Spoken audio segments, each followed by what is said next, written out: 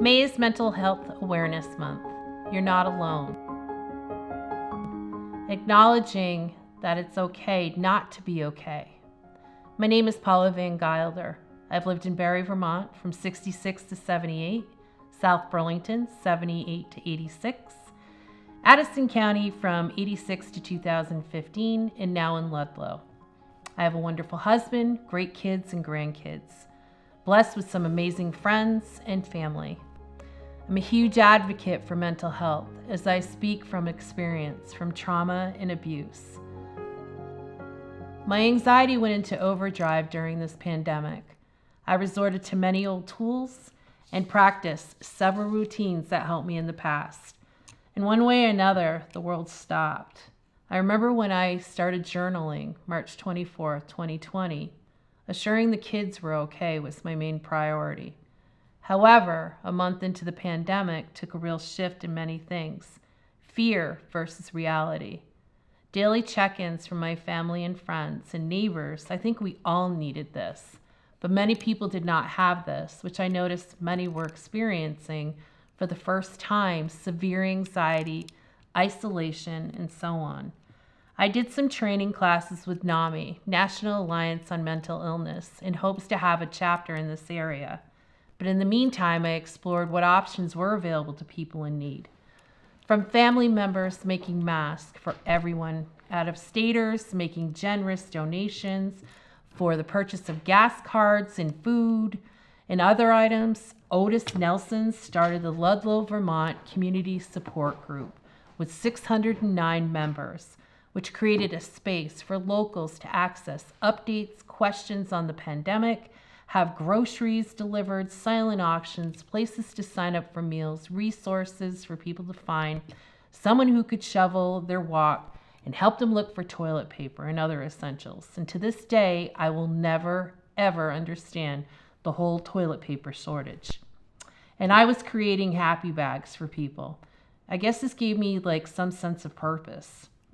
In July, I started a private Facebook group with 14 members called The Poop Gets Real, which is private and confidential, as I knew how I was feeling and I knew I wasn't alone. The mental health system was in crisis. The increase with our society with anxiety, depression, relapse, overdoses, deaths, suicides took a toll this past year and a half. Open your mind and your hearts. Crisis intervention taken a whole new turn. Mental health is the base for anybody. Some are affected different and handle it different ways. Some have a chemical imbalance, health-related issues, and scars you can't see. The sad thing is you can't see how painful mental health is. Many people choose to drown their issue with drugs or alcohol or both until it bites you in the fanny. And then it's a huge deal. There's no magic pill, it's work. You must want to do the work. Your brain is powerful.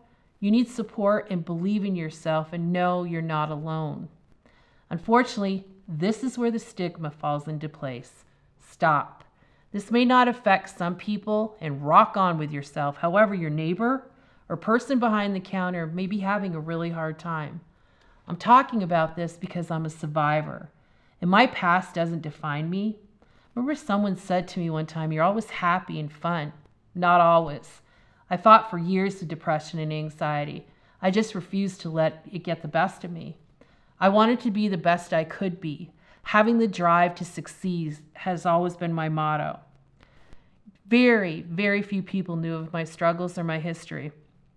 I took on to journaling and writing these past few years, which in time I hope to share it with others and to help somebody. If I can help just one person, would make my heart sing. I am the sister of mental illness, a mother to addiction, post-traumatic stress disorder, and depression. I'm a survivor. Forever I have been outspoken and not afraid to say how I feel, especially if it's something I hold strong to. Mental health is huge, as it does not get addressed as often as it should. In all honesty, self-love can be your inner superpower and can be one of the hardest things to do if you don't apply it to yourself. There's one thing I always tell my family and friends: be kind to yourself, embrace your flaws and your imperfection. The pandemic brought out the good and the bad in many. keep in mind, as we start moving forward, opening the world back up, there's people still in pain. And more will be added to this because of post-traumatic stress reasons. I got to see this community come together and really shine. Many great and good-hearted people came out and did great things behind the scenes as well. The community worked together as one. It was nice to see this, and I truly hope it continues long after this all settles. My disclaimer is I'm not medically trained. I'm not a doctor. I'm not a nurse. I'm not a therapist offering advice. I'm just a real deal. Facing your demons suck. However, running sucks even more. You're not alone. A toast to my warriors who get up every day with a smile on their face and willing to lend an ear and open your heart. Be the reason someone smiles today. Be like the sunflower. Model your life after the sunflower. When times are tough, make sure that you stay focused on positive things the same way. The sunflower keeps its face towards the sun. Do your best to mimic the brightness of the yellow petals in your demeanor and the way that you treat people. The thing is, mental illness is hard, but the stigma can stop. And I have items here that I'm actually going to be passing out through town because I am a firm believer. I've realized mental illness many years ago with the stigma because my brother, John, passed away years ago, and he was amazing. He was such a sweetheart, but because of him, I educated myself, and I'm so blessed that I did. So thank you for your time, and I truly hope you can help me make a difference to stop the stigma. Thank you.